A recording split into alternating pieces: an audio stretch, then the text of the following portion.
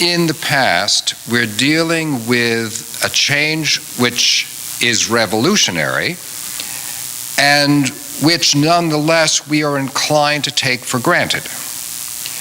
So infanticide, slavery, unnecessary warfare, all at the moment will seem to most people in the world to be matters that we have put behind us, at least from the point of view of how they should be evaluated morally. Even if slavery still exists, even if unnecessary wars are fought, they're not defended on moral grounds. We are in a similar position in respect of the conception of conscience that we presently work with.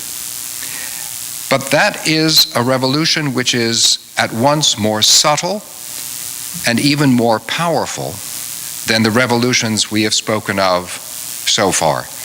Let me refer first to the issue of subtlety, and then we'll deal with the way in which it's proven to be a powerful revolution once we have discussed its foundations.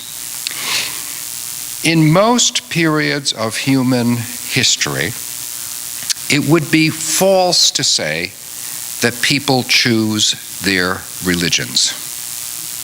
In fact, if you were going to speak of choice, you'd have to put the matter in exactly the opposite way. That the religion is choosing for the person how that person will behave, what foods that person will and will not eat, whom that person will marry, what relationship that person will have to those outside of the religious system. And there would be no discernible difference between what we call belief and what we call settled knowledge and convention. They would all be the same. If we were living during the period of the Stone Age in Mesopotamia, that would also be the case if we were living in Greece. I was just reading a text with one of my students this week in which a playwright dared to begin to criticize the character of Zeus. This was a very notable moment, and a moment that could only be achieved by means of fiction. Because had he tried it as a matter of fact, the results might not have been that we would still have his work preserved for us to read. It would be the case if you lived in the Roman Empire, that we would all know that the emperor was divine, and that it was our responsibility as Romans to offer sacrifices to the genius of the emperor. Not even the current White House has dreamed this up. But it was a matter of convention within the empire. If it was during the Middle Ages, we would simply know that the world was ordered by the mandate of Christ through the powers of the papacy and the various crowned heads of Europe. One didn't choose to believe that. It was simply taken as a matter of course. But here we live in a time when conscience is taken to be of such foundational importance that we assume, conventionally, that religion is a matter of what you believe. Most times of human history, you weren't even asked the question what you believed, because there was a conviction that it was the foundational truth of everything. So how did we get here, where we have this notion that we can determine what we believe and what we don't believe? And then secondarily, also, that our society should permit us the latitude to do precisely that. This revolution is essentially a revolution that unfolded during the course of the 16th century. From my point of view, therefore, it's a very recent idea, a new revolution compared to the other ones. One could therefore theoretically argue that maybe we should retire conscience. Maybe it's done too much harm and should no longer be considered to be enlightening. I don't happen to agree with that, and I think myself that, as in the case of the earlier revolutions, even if the results are mixed, the revolution itself can't be reversed. Why would that be?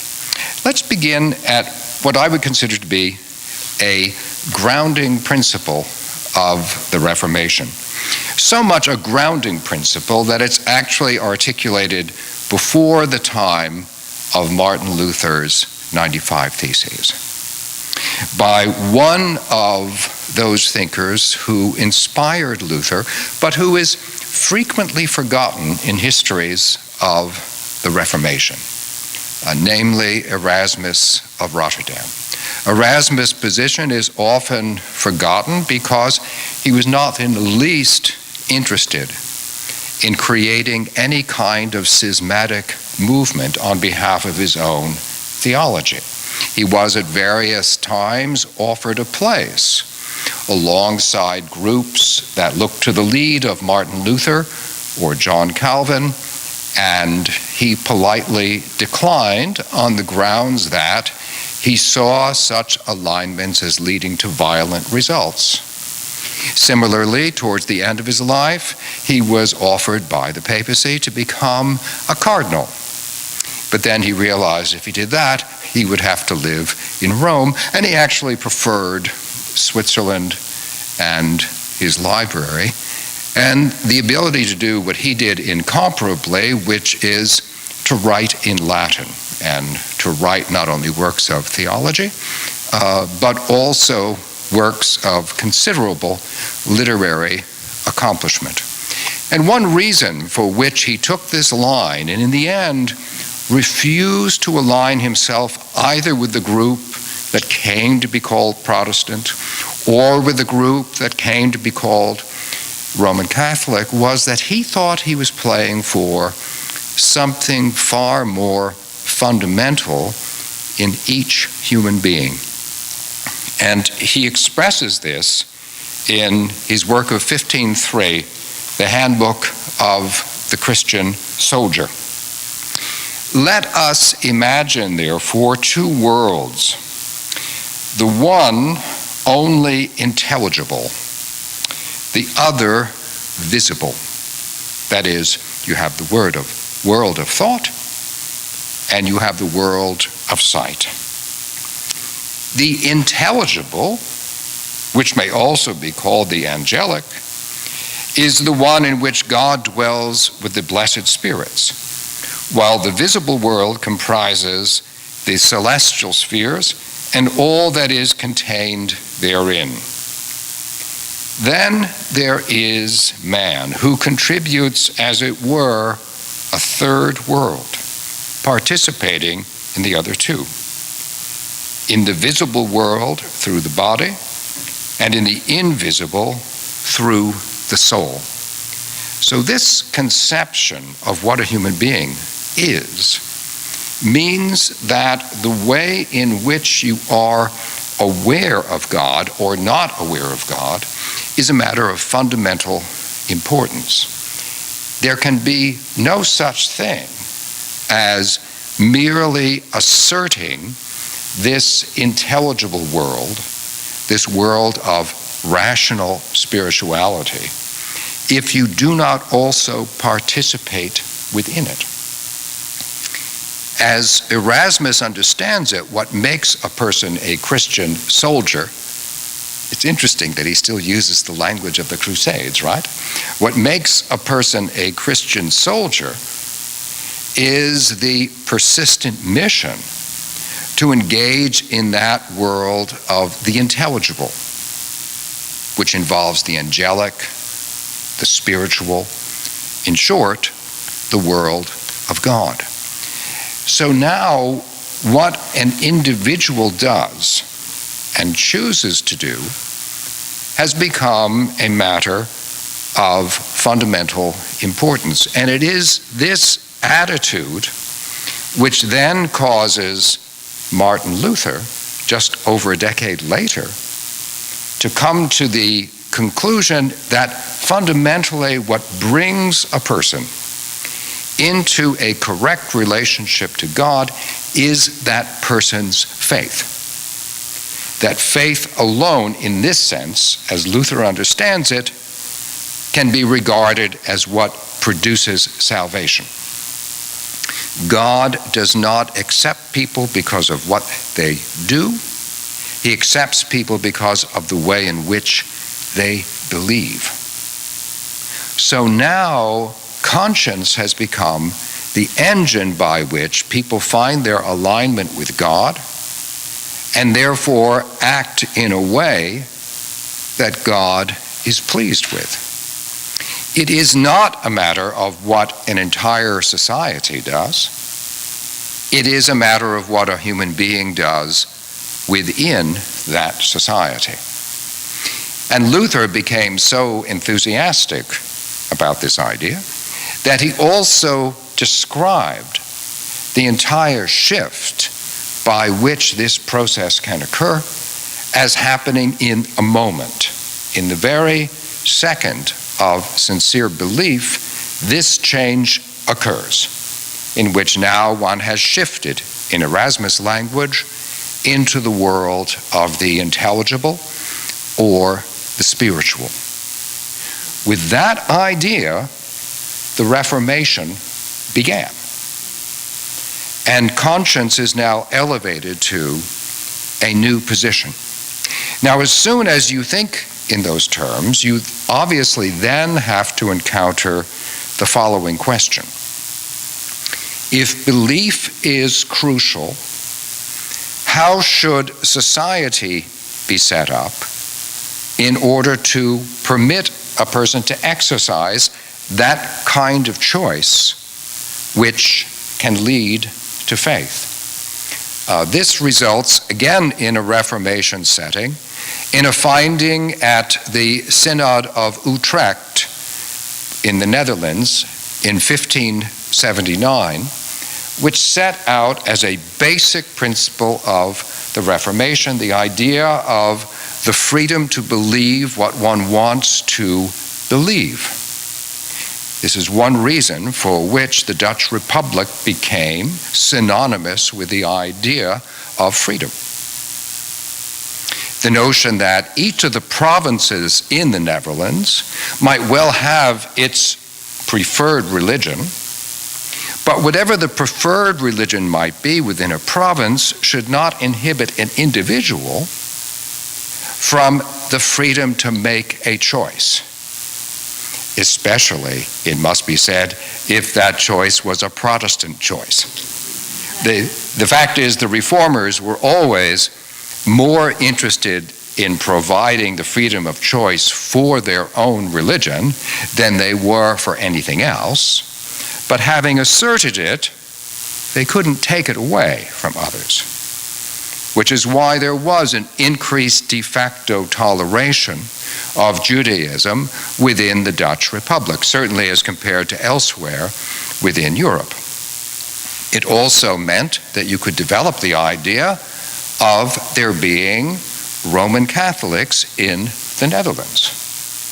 This at a time when Protestants were being rooted out of France and there were wars of religion going on in Germany. In England, the situation was similar because England largely looked to the Netherlands for its religion.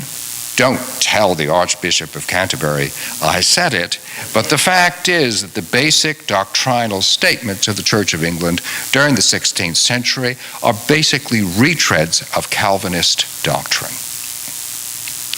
I can just see my bishop turning white with my saying that because he would not be happy with me, but it is simply inaccurate to describe the Church of England of the 16th century as some kind of Catholic institution.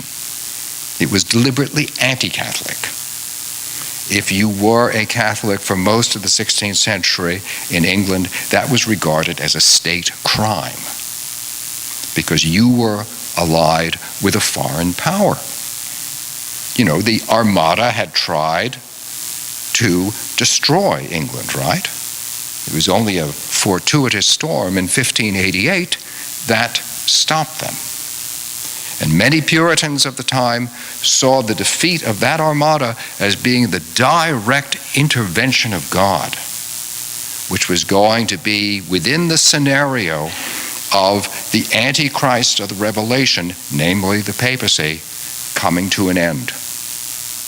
I'll return to this idea in just a moment.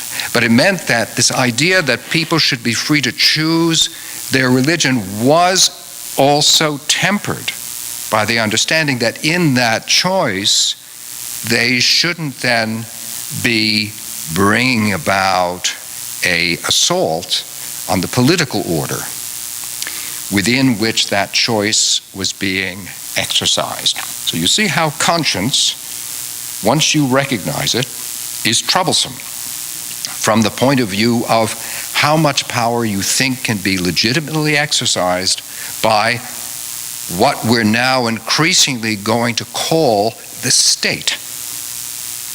Because the state, understood as something which is different from reality as a whole, also comes into existence at the same time that we start thinking of individuals with consciences making choices about their beliefs. What should the relationship between those two be? The ordering of the state and the conscience of the individual. One writer who came directly to deal with that question was John Milton. This is Milton writing long before the works for which he was most famous. He was exercising his principal work in his day job, which was on behalf of Oliver Cromwell and the Parliament of England, which is establishing himself at the time that Milton writes in 1649 as a separate, reformed commonwealth, not a monarchy. And we all know that there's a simple way to state to the world that you no longer have a king. What is that method? You cut off his head. You execute the king publicly. And when he wrote on the tenure of kings and magistrates, Milton was publishing a work literally weeks after the execution of Charles I in order to defend this action as being not only appropriate, but also being necessary. And when he produces his defense of Oliver Cromwell and the execution of Charles I, he also articulates an idea both of a freedom for the conscience and of the limitation of the powers of the state in relation to conscience. So the occasion might chill one's blood, but the revolution itself is never more clearly stated than by John Milton. I actually think he's better in prose than he is in poetry. I had a friend who used to refer to such prose as being punch-in-the-nose prose. Milton wrote exactly that.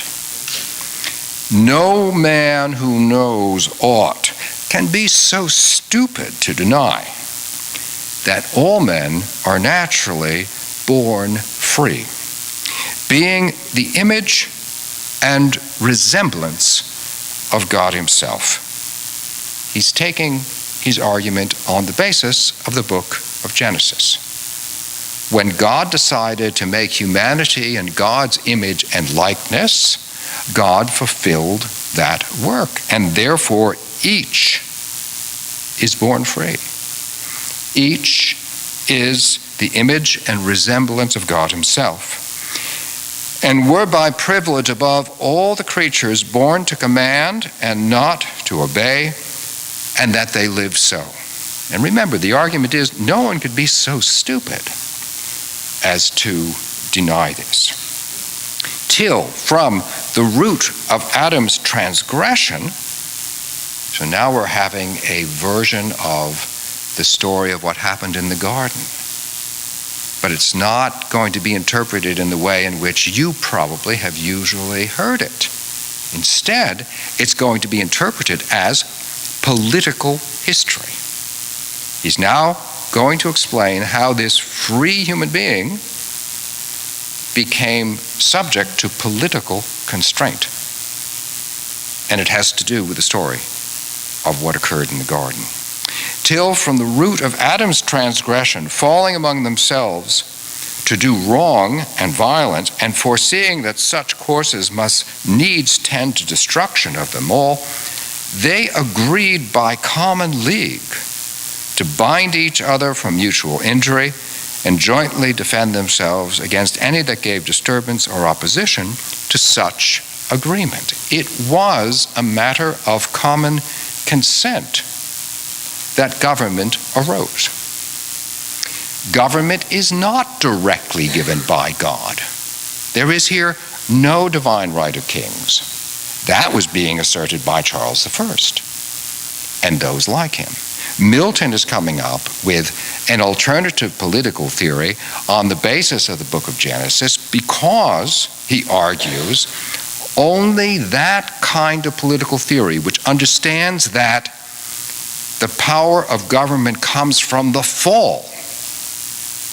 It doesn't come from our natural resemblance to God, can account for how it is that we are both free and yet live in a world in which there is constraint. Which means that the constraining power of what he'll go on to call the magistracy, the constraining power of the magistracy should indeed be there, but it should be there only in the interests of mutual regulation and should not be confused by the basic freedom that humanity has on the basis of its resemblance to God. So he goes on, hence came cities, towns, and commonwealths. And because no faith in all was found sufficiently binding, they saw it needful to ordain some authority that might restrain by force and punishment what was violated against peace and common right. The authority and power of self-defense and preservation being originally and naturally in every one of them, and unitedly in them all for ease, for order, and lest each man should be his own partial judge, they communicated and derived either to one, whom for the eminence of his wisdom and integrity they chose above the rest, or to more than one whom they thought of equally deserving. The first was called a king, the other magistrates, not to be their lords and masters. It's not their function in life. So the reason for the execution of Charles I is to make sure that we understand this interpretation of the book of Genesis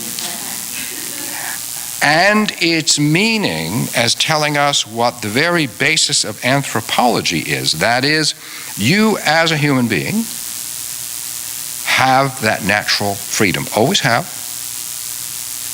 And with that natural freedom, there also comes the ability of conscience to choose. It cannot be removed. And you observe, and this is the second part of this revolution that I was referring to, it is subtle on the one hand.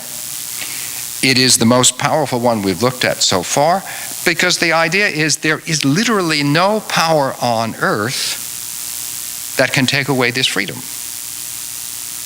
because it is grounded in the way in which people have been made by God. It is literally a divine right of conscience, which means that the divine right of kings has to be completely refused. And with the divine right of kings comes also the notion that a person could be constrained to believe certain things. The principle now becomes the constraint to cause you to believe, to force you to believe, which for most of human history has been taken as granted, is totally refused. That makes for a powerful revolutionary force. You can easily see that once you speak of conscience in that way, you can also start speaking of speech that way. Actions. And in fact, when we turn to someone who clearly followed Milton, we'll observe exactly that progression, because this is what happens in the work of John Locke. And what he has to say in his first treatise on government from 1689, writing after Milton, I think shows the force of Milton's influence on his time. I think you could make out the case that Milton, as a political theologian, may actually have been more influential than he was as a poet. Locke goes on to say, in 1689, the year of the glorious Revolution, the Scripture says not a word of their rulers or forms of government, but only gives an account how mankind came to be divided into distinct languages and nations, and therefore 'tis not to argue from the authority of Scripture to tell us positively fathers were their rulers when Scripture says no such thing, but to set up fancies of one's own brain when we confidently aver matter of fact where records are utterly silent. If he wrote that for me, I would have said, where's your footnote to John Milton? He is basically taking Milton's argument as the basis of his own assertion, according to which government is not God-given. Interestingly, both Milton and Locke don't deal with the second book of Samuel, where it is promised to the house of David that there will always be someone within the Davidic line to rule the kingdom. Neither Milton nor Locke were comprehensive in their assertions, but built it entirely on the basis of this primeval story in the book of Genesis. But Locke, having taken this principle from Milton, now also develops it more fully. And with Locke, there comes an open assessment of the absolute requirement that any such government that understands itself as being foundationally limited to regulating life among free individuals must allow for a principle of toleration, which again was not a principle assumed to be virtuous during this period. And in most of human history, toleration has not been seen as a sign of the strength of a society, quite the reverse. It's been understood as a sign of weakness, that you would be willing to tolerate the intolerable, namely the denial of truth. But Locke shows why once you've understood government to be limited in its application and freedom to be God-given, then toleration follows as being a necessary principle of government. The toleration of those that differ from others in matters of religion is so agreeable to the gospel of Jesus Christ and to the genuine reason of mankind, I esteem it above all things necessary to distinguish exactly the business of civil government from that of religion, and to settle the just bound that lies between the one and the other. If this is not done, there can be no end put to the controversies that will always be arising. The Commonwealth seems to me to be a society of men constituted only by the procuring, preserving, and advancing of their own civil interests. That is, there is a just province for government. It is the civil interests of a society, not the decisions of conscience that individuals make inside that society. Civil interests I call, and this I must say, I think is one of his magnificent phrases, civil interests I call life, liberty, and indolency of body. I really wish Thomas Jefferson had gone the whole way and had not said life, liberty, and that airy, fairy pursuit of happiness. I wish he had said life, liberty, and indolency of body. I would have loved to have had a constitutional right to be indolent. And you would have had it, have only John Locke, rather than Thomas Jefferson, been on that drafting committee. And we'll get later on to how this particular understanding of conscience is a direct forebear of the American Revolution. And he goes on, and the possession of outward things such as money, lands, houses, furniture, and the like. It is the duty of the civil magistrate, by the impartial execution of equal laws, to secure unto all the people in general and to every one of his subjects in particular the just possession of these things belonging to this life. Now the whole jurisdiction of the magistrate reaches only to these civil concerns. And all civil power, right, and dominion is bounded and confined to the only care of promoting these things, and it could neither nor ought in any manner to be extended to the salvation of souls. So the principle there is the reason that we are making a very clear distinction between the commonwealth and the conscience is to give liberty to that conscience. That's the raison d'etre of civil government in itself. Government doesn't legislate in regard to religion, not because religion is unimportant, but because it's too important for the government. It is so important that it can only be left the only portion of humanity that can be regarded as being God-given, namely freedom of conscience. Now, understood in this way, it was necessary for other Puritan thinkers to come to grips with a principle which you could see as being counter to this idea of the freedom of conscience. I mentioned that in 1579, the Synod of Utrecht had insisted that freedom of conscience was a principle that should be observed. Basically, one could say that Milton and Locke are working out that principle, and they are doing so within a still predominantly Reformed or Calvinist culture.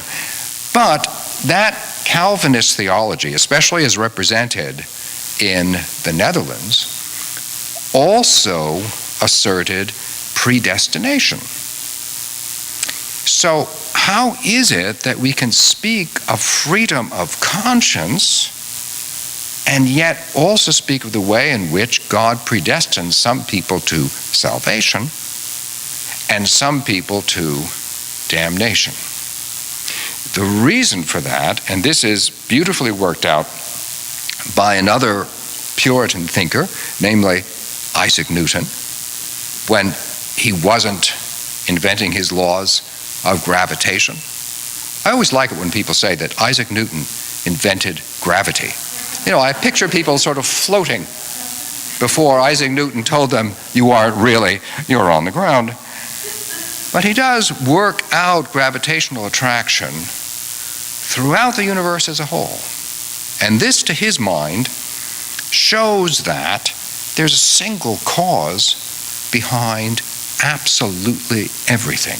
This became an obsessive principle in Newton's thinking about gravity, about optics, on which he also wrote brilliantly.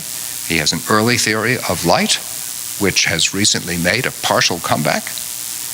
And he is also a profoundly committed historian, studying not only Scripture, but every ancient history he could get his hands on in order to make a global chronology of all civilizations in all time.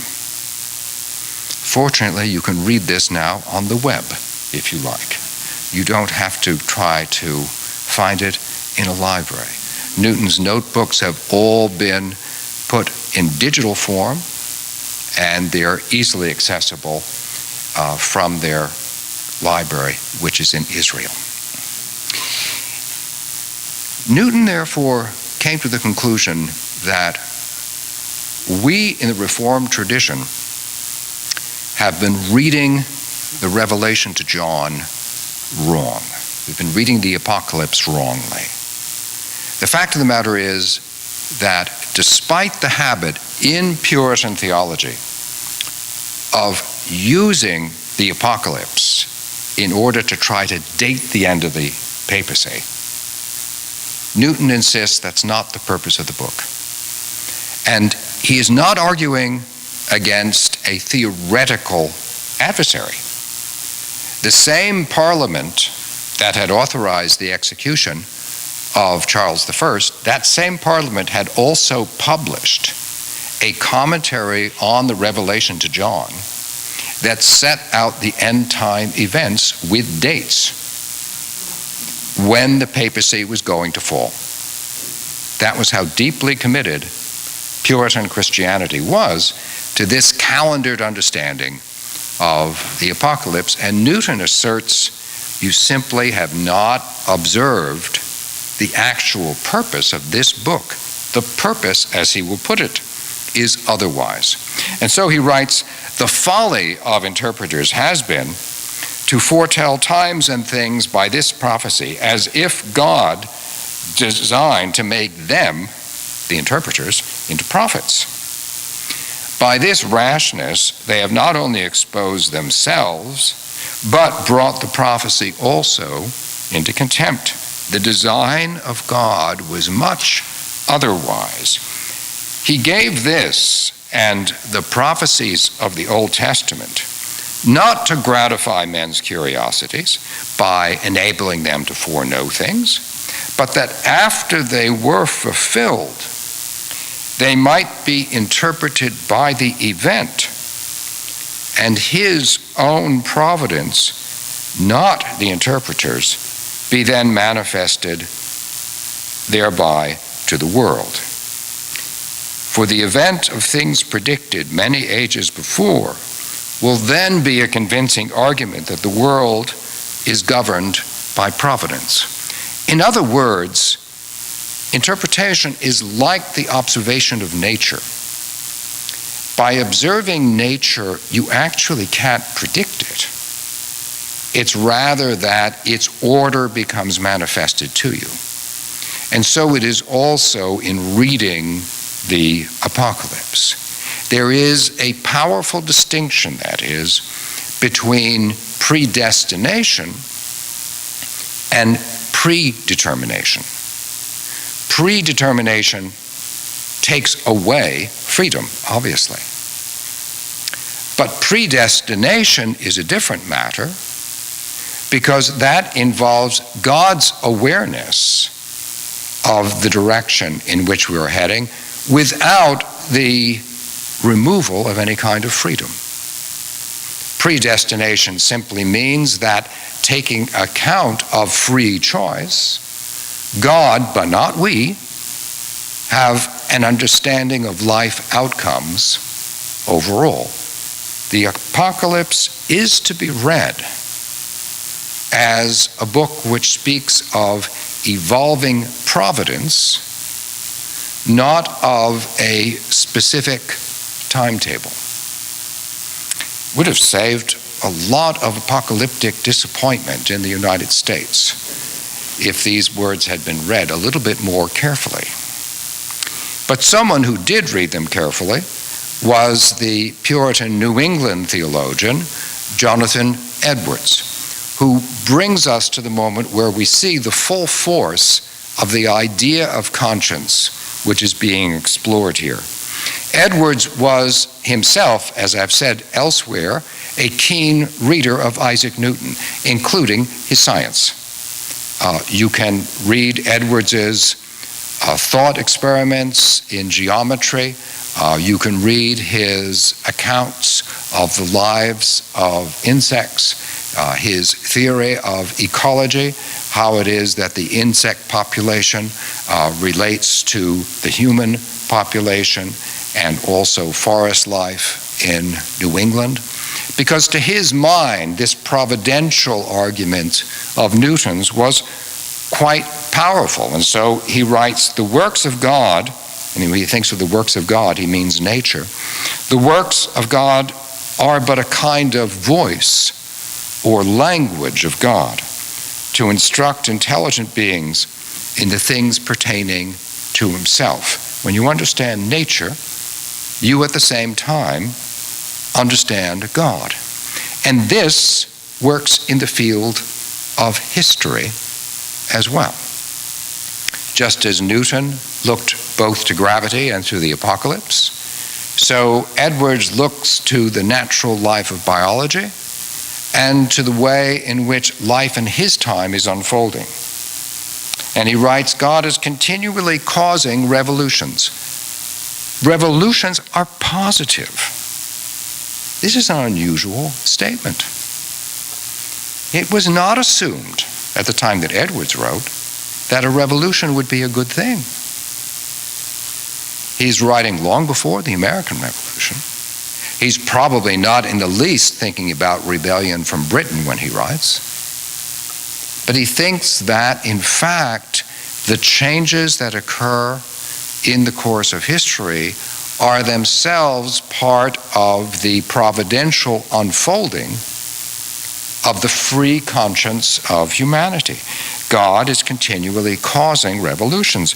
Providence makes a continual progress and continually is bringing forth things new in the state of the world, and very different from what ever were before. He removes one that he may establish another. And perfection will not be obtained till the last revolution, when God's design will be fully reached. So he understands with Newton that you can read the past to understand the direction in which history is moving without saying that therefore you know exactly the way in which it is going to develop. This also enables Edwards to factor the issue of change into his own conduct, so that having been a slave owner at the start of his career, he comes to speak out against slavery by the time of his death. Because as he sees it, and this is his addition to a Newtonian understanding, as he sees it, the reason for which human beings can use their freedom of conscience in a progressive way, which is he sees as being fundamental to an understanding of Scripture, is that God's Spirit is available to them. That we are not only free, but because of what Milton called our resemblance to God, we also have an understanding of Spirit which in our time is greater than the understanding of Spirit in the past. The progress of history is possible because God's Spirit is increasingly, not decreasingly, available to people. It is the very opposite of the supposition one frequently hears, wasn't it better in the time of fill in the blank? Wasn't it better in the time of Moses, of Isaiah, of Jesus, of Thomas Aquinas, when everything was clearer in the relationship between God and humanity?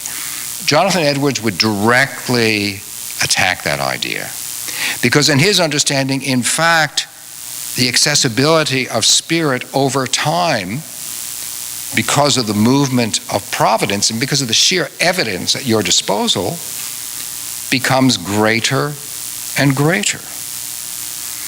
And so he writes, "'Tis not unlikely that this work of God's Spirit that is so extraordinary and wonderful is the dawning, or at least the prelude, of that glorious work of God so often foretold in Scripture, which in the progress and issue of it shall renew the world of mankind.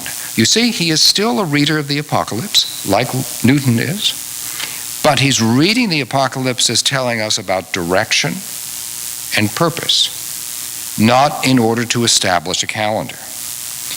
If we consider how long since the things foretold as what should precede this great event have been accomplished, and how long this event has been expected by the Church of God and thought to be nigh by the most eminent men of God in the Church, and withal consider that the state of things now is and has for a considerable time been in the Church of God and the world of mankind, we can't reasonably think otherwise. Can't reasonably think otherwise than that the beginning of this great work of God must be near, and there are many things that make it probable this work will begin in America. He writes in 1743. So as he sees it, there is something going on within the political economy of the world in which he was keenly interested himself. He is an avid reader of news as well as theology, and he did read a lot. It is said that his habit was 13 hours in his study every day.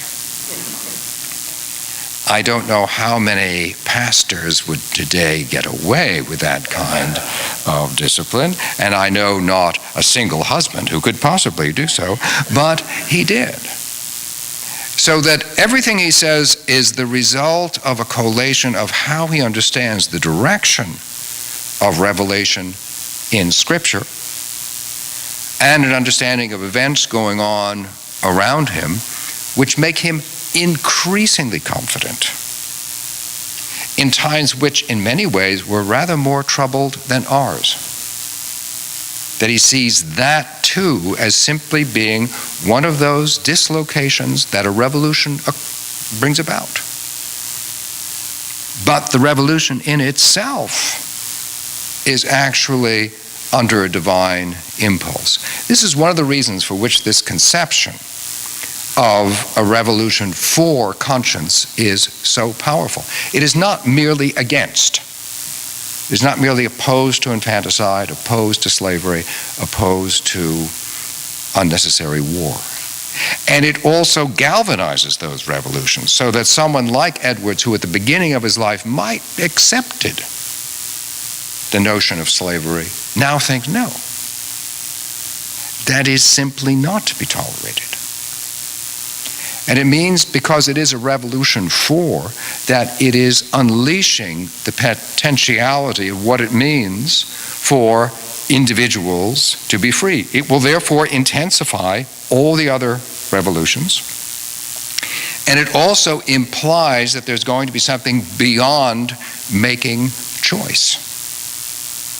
And that we'll look at next week. Thank you very much.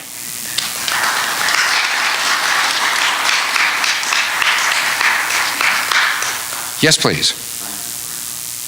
My pleasure.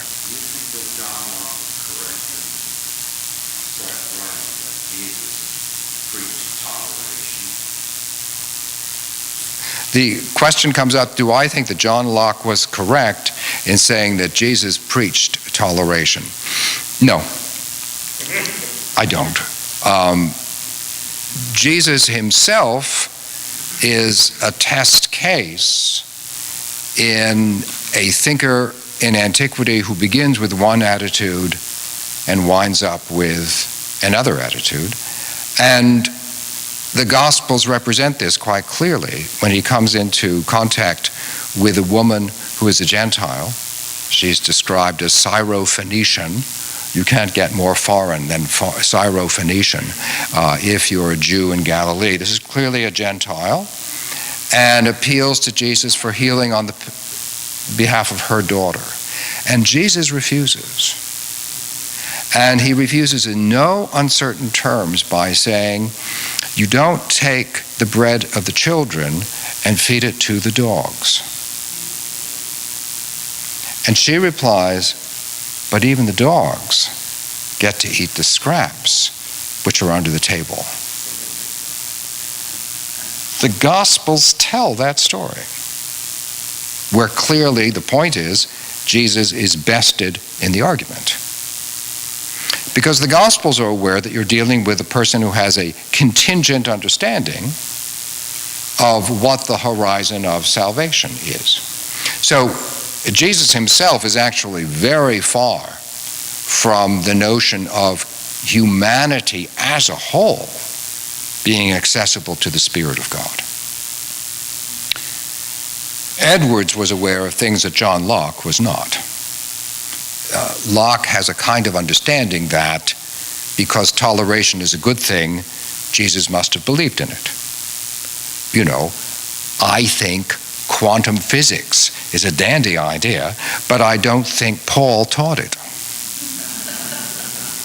I like them both, but there are times when you just have to accept that you're dealing with totally different kinds of endeavor. And so I would say is the case with Jesus, that actually Locke is not a consistent historical analyst where it concerns the Gospels. I think that's exactly the case. Yes, please. And then he agrees, exactly, because he's bested in argument. All right.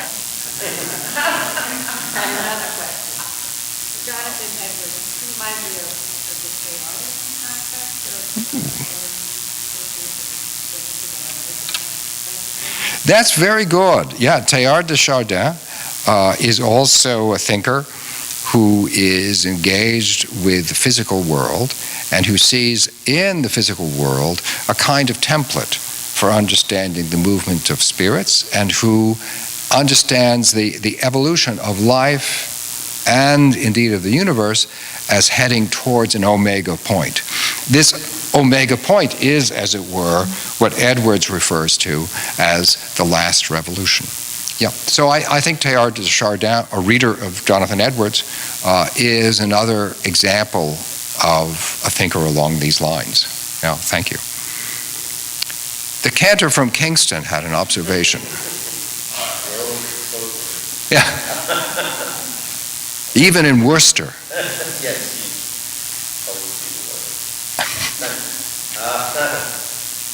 Providence, such an interesting word of conception. What somebody was saying, the world is providential. I don't know if that's what Locke and all these folks are saying. That seems to be as if it's already, although I know you describe it differently, it's not already proven. It's not. Yeah, this is a very good question.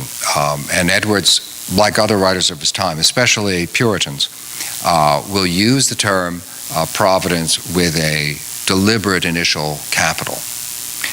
Because when they say providence, what they mean is that particular perspective of God which foresees, from Latin providere. He sees ahead.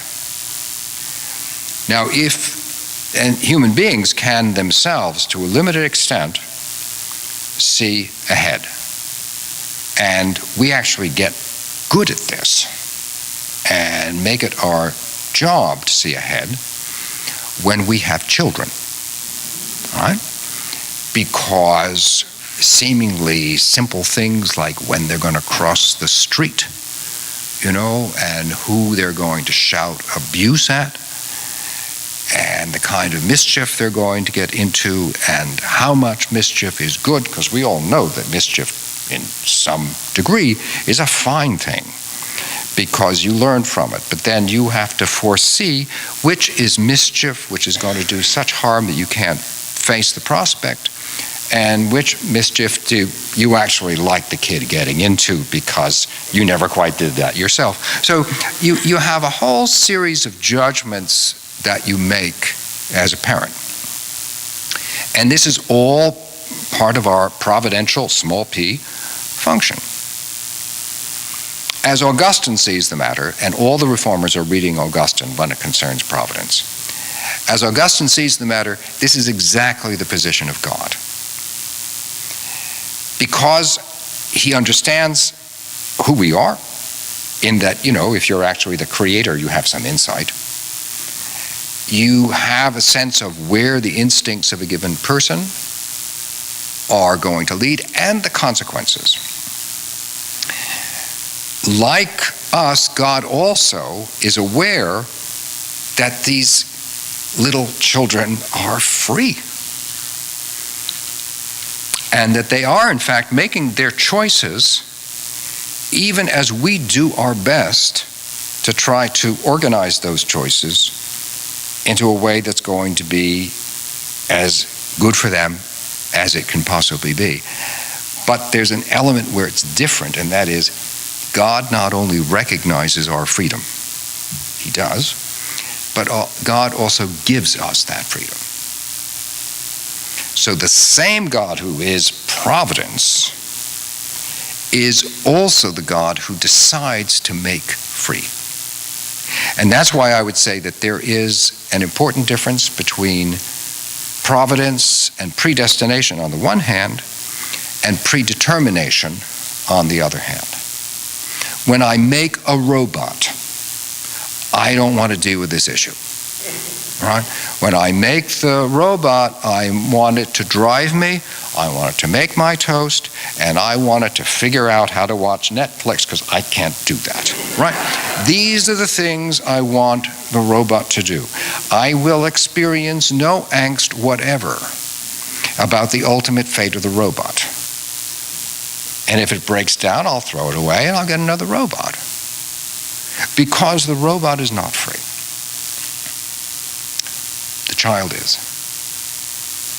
And because God is in the peculiar circumstance of both foreseeing better than we do and giving freedom, as well as acknowledging freedom.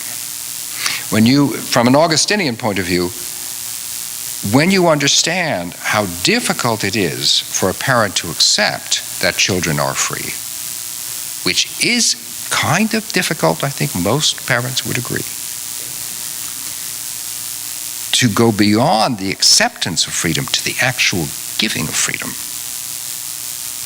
means that to confuse predestination with predetermination would be completely to miss the point of what it is for people to be in the image and resemblance of God.